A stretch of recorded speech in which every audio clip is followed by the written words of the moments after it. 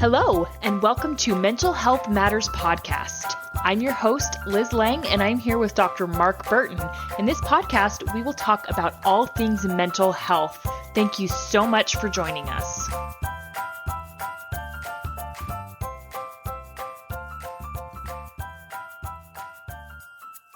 Hey guys, Liz Lang here with Dr. Mark Burton, and this week we are going to get into cognitive dissonance, which is probably not something you have heard at all, but is actually pretty common. So we'll start off by explaining what it is.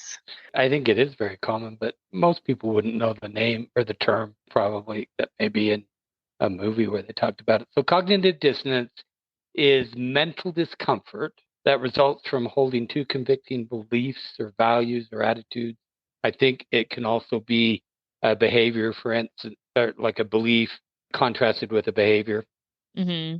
And so it just caused that discomfort. I've probably mentioned this before. I really believe that the brain tries very hard to be consistent, to have that internal consistency. Often the way I talk about it with couples is that the brain tries very hard to have consistent beliefs and then behaviors. And so, we'll talk about how that ties into cognitive dissonance.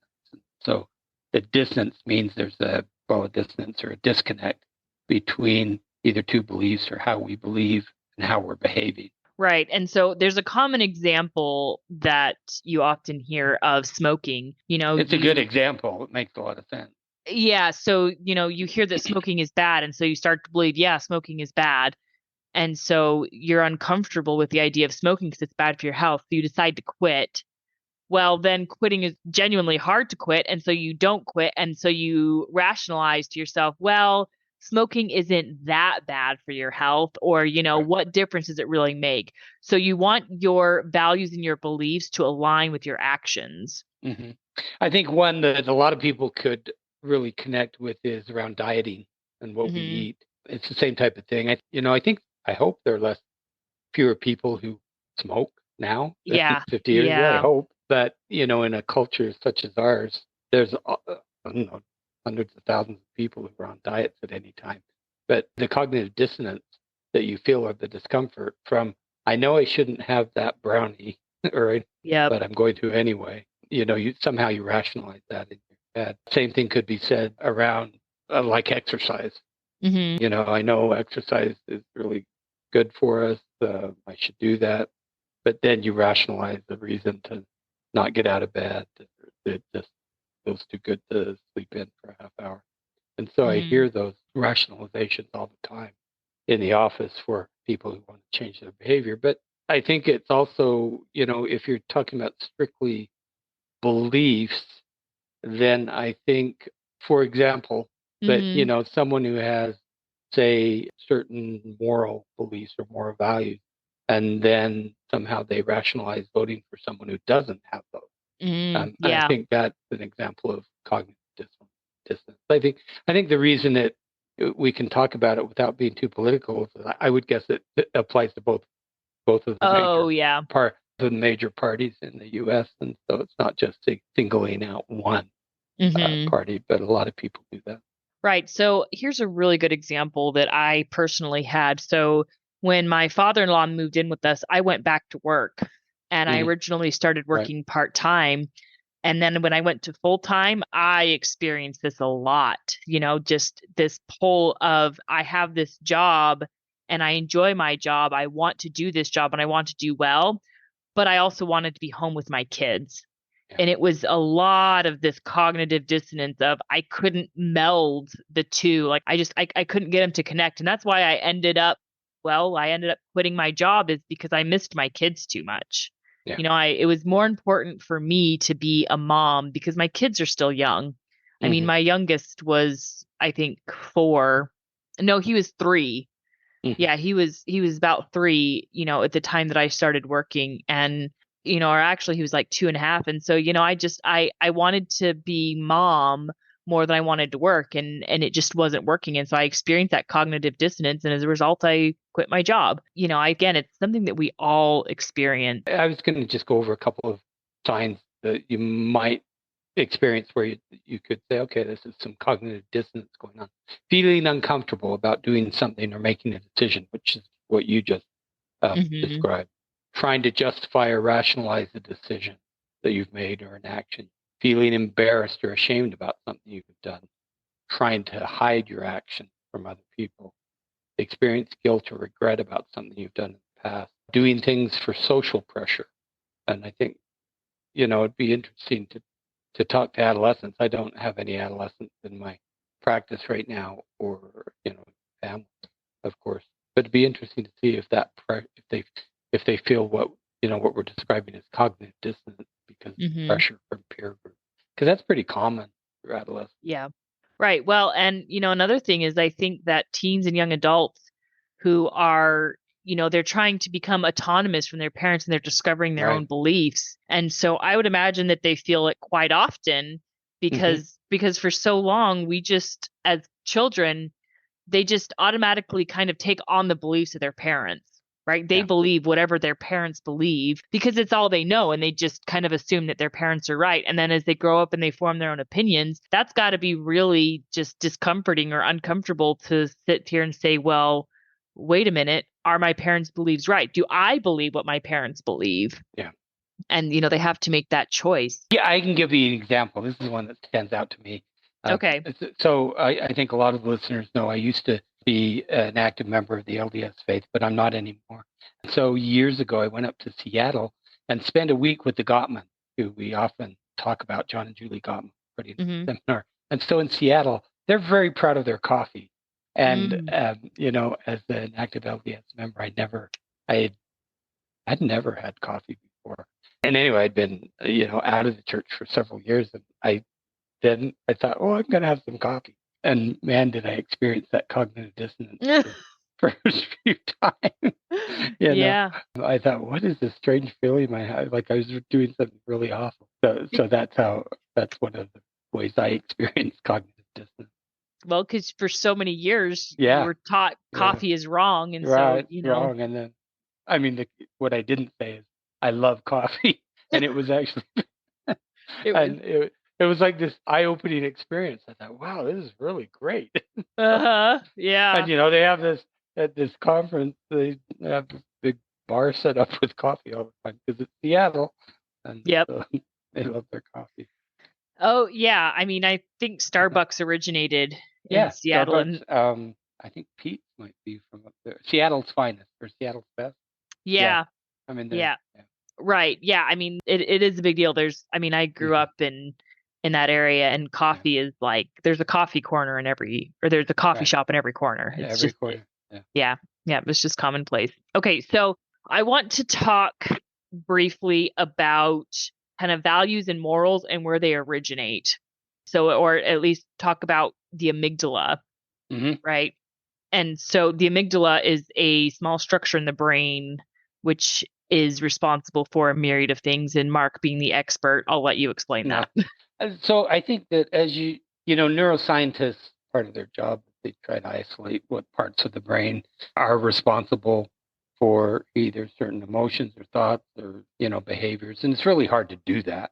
And as we've talked about before, it's probably highly unlikely that anything comes from just one area of the brain because it's so complex. It's amazingly complex and connected.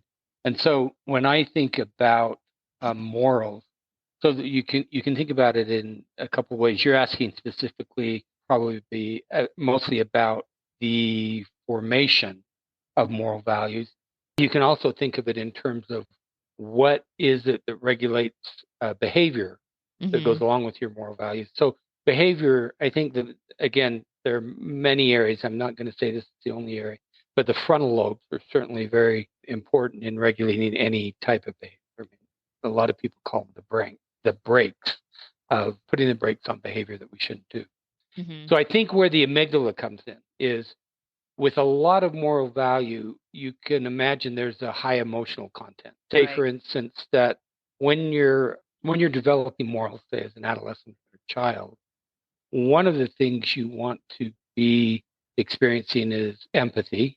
And so you have this range of emotions of empathy, sadness, you see that my behavior does this.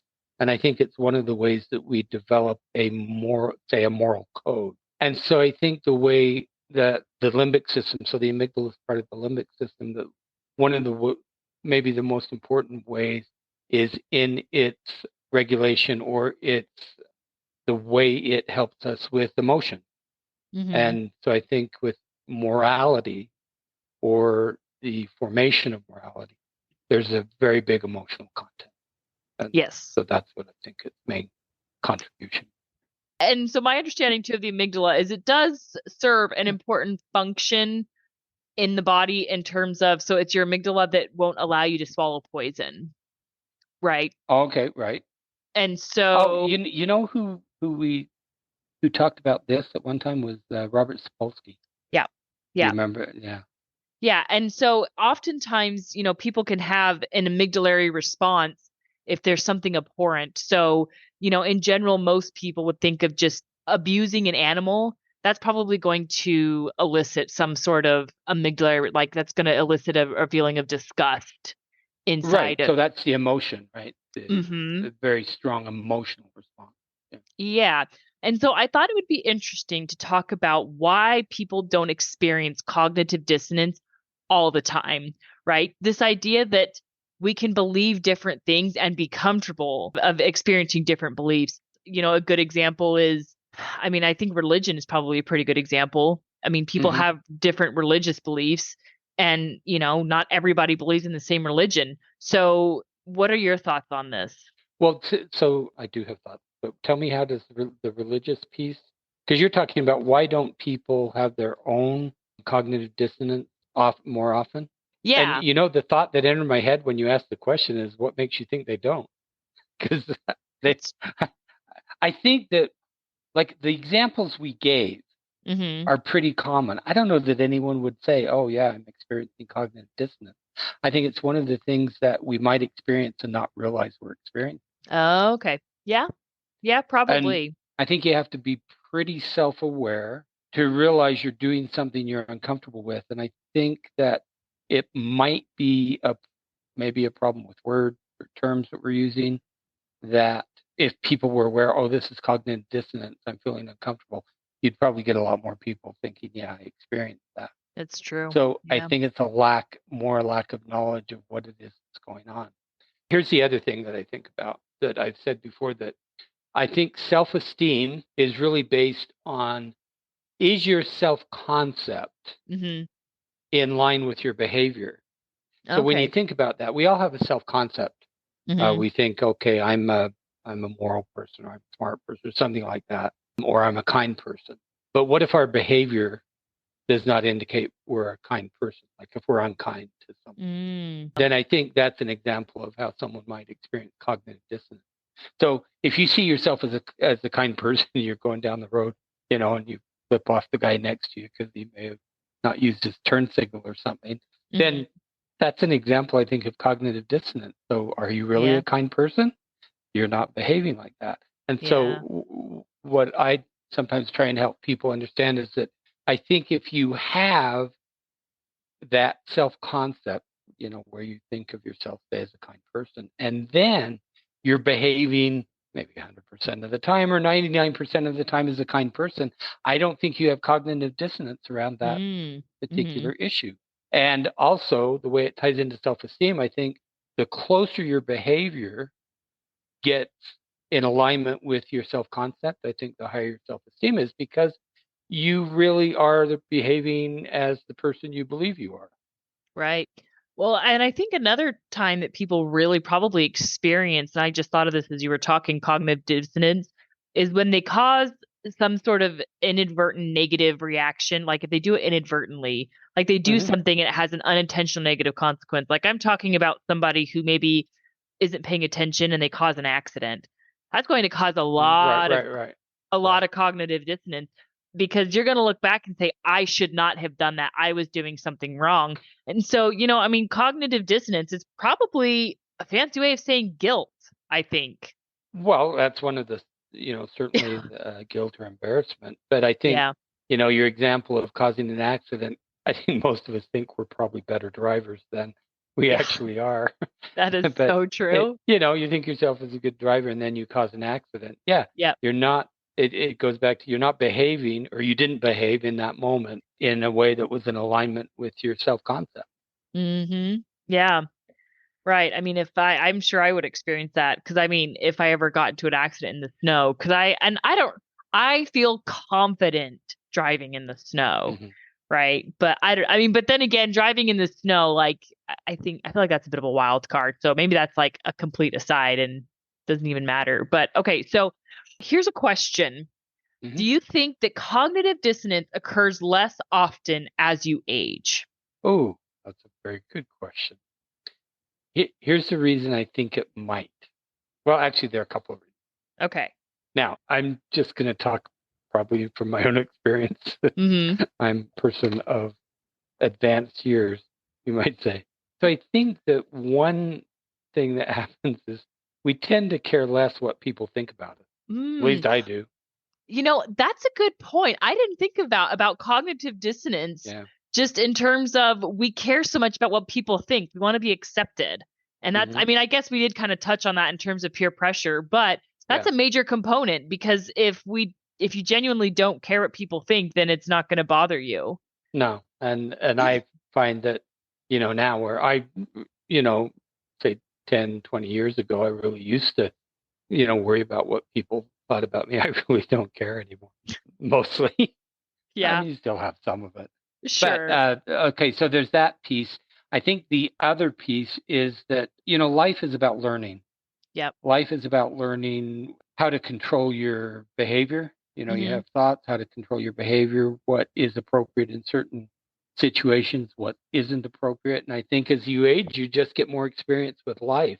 And so Right. if you're paying attention, Hmm. then your behavior should more closely align with your self concept. At least that's what I found. And maybe it's going back to that idea of peer pressure or doing what other people think you ought to do. That's a big, heavy component. But I think also it's just experience. Like Yeah. I can be in situations and I know that I can't do this or I shouldn't do that just based on previous experience. So I think a lot of it is that. So I would get, in answer to your question, I'll say that, yeah, I think as we age, for a lot of us, we experience less cognitive dissonance. I think what you said makes a lot of sense in terms of as we age, like we become more wise, right? And Hmm. so we, Yeah, it's wisdom. You're right. yeah, Good word. yeah, wisdom. But I think that for some people, just when you get old, you get set in your ways too. And maybe that's just not caring anymore. But it's like, once you get older, you're like, I am who I am, and I'm not interested in changing. Well, it could be that, but I've seen a lot of older people who, like in my office, who maybe are unkind to Hmm. their spouse, Yeah. and they come out with, well, it's just who I am. And I try and point out to them that is not who you are, it's how you're behaving. That does Oh, not yeah. mean that's who you are. Yeah, Behavior is different than who we are. And it's you can true. always change your behavior. A lot of people try and say, well, if I really changed that behavior, it wouldn't be me anymore. Yes, you would be you. It's just you're changing this behavior that is hurtful to other people. Yeah. So I think separating behavior, it Hmm. does not need to define us. It's true.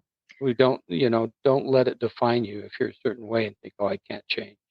So Yeah. I really believe that as we age, I do think it's important to be more flexible. Now, what does happen with some, Hmm. maybe a lot of older people, is they become more rigid, which I think Yeah. is what you were pointing out. I think that is common.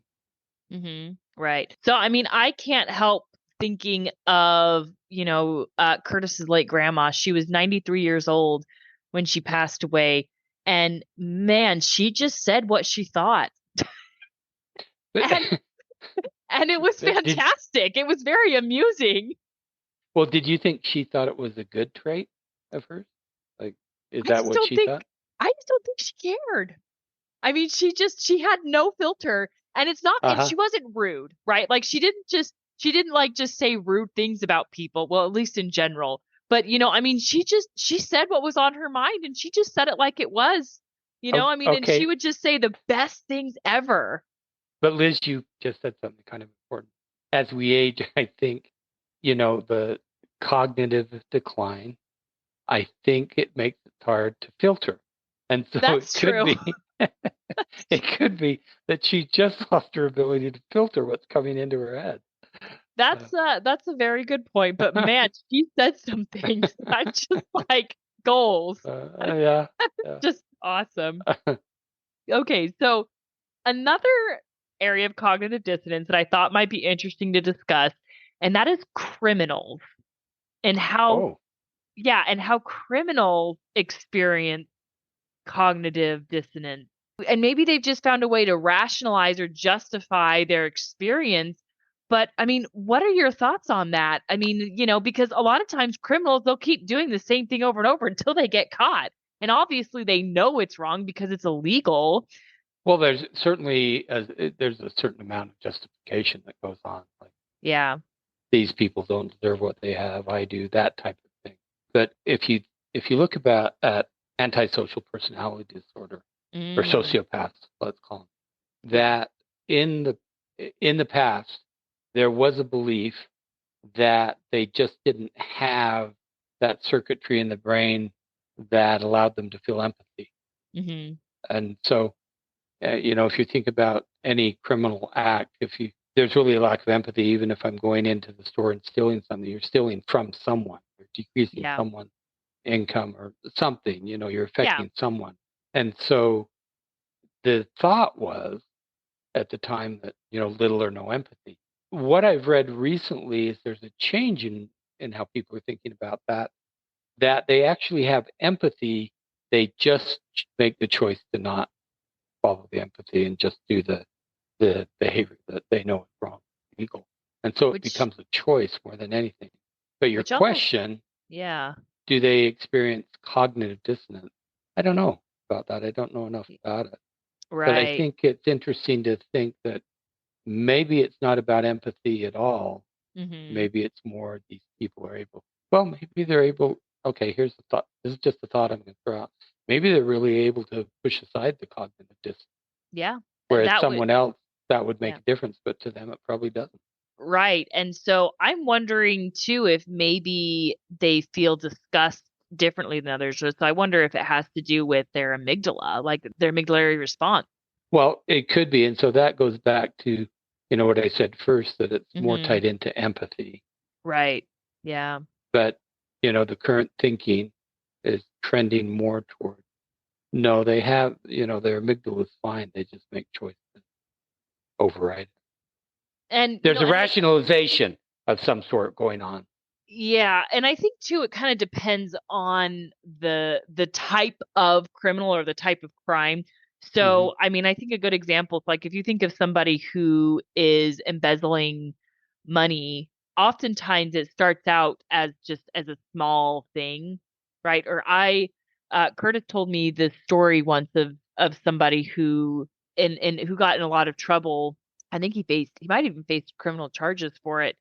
So he had a company credit card and he was out on a business trip and there was some small expense that he justified. He's like, oh, well, this is just a business expense, right? And he justified Yeah. this business expense. But then it just kept escalating and escalating and escalating. And it kept going farther and farther until he was justifying more and more and more. Hmm. And so, I think there's that kind of thing that happens, gradually where it's like, well, I mean, a couple dollars doesn't make a difference. And then, before you Yeah. know it, you're stealing thousands of dollars from a company.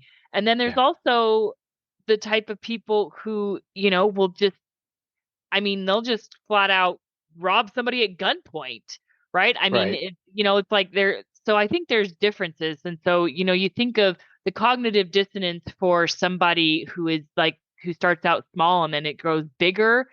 You would think maybe they are having a different response than somebody who just, I don't know, or just, Right. I think it's more rationalization. Oh, yeah, this money isn't going to be missed or something like that. And so, this organization has a lot of money. They are going to miss this. I need it. That type. yeah, right. Or maybe even someone who is like, if they're stealing to try to live, Hmm. right? I mean, I Yeah. think that's got to create some cognitive dissonance, but I mean, I think that's different than somebody who just thinks I just want it, right? Like Yeah. or they get a thrill, or maybe that's another interesting thing to discuss, is people who get a thrill from shoplifting. Well, there's certainly people who do that, so they're getting some dopamine rush by doing it. So, I mean, do they have any sort of cognitive dissonance? Like there's got to be some sort of disconnect there. Yeah, no, I'm sure they do. It's interesting that you chose this topic just because it's not something that's talked about very often. And so, but it would be really interesting. You're bringing up a lot of interesting questions. So you ought to write this down because there's probably a dissertation in this. Oh, yeah. That's a good idea. I could do my PhD dissertation on cognitive dissonance and crime. Criminal and crime. That's a good idea. Yeah. Okay. So next week we are going to get into what causes anxiety. Mm-hmm. So we're going to get into specifically how anxiety happens in the brain, and we're going to talk about what people think is causing anxiety versus what is actually causing anxiety. And in the body. So yes, for me, anxiety is the physical manifestation of the fear or worry which is taking place in the brain. So yeah, and we talked about anxiety before. It's good to revisit it. Yes, well, it's very, very common. So, yeah. Yep. All right, so we will see you all next week. Goodbye, everyone. Have a question for Dr. Burton? How about a topic you'd like us to cover? Send us an email at mentalhealthpod21@gmail.com. This podcast was produced and edited by Liz Lang. Music is by Audio Lounge.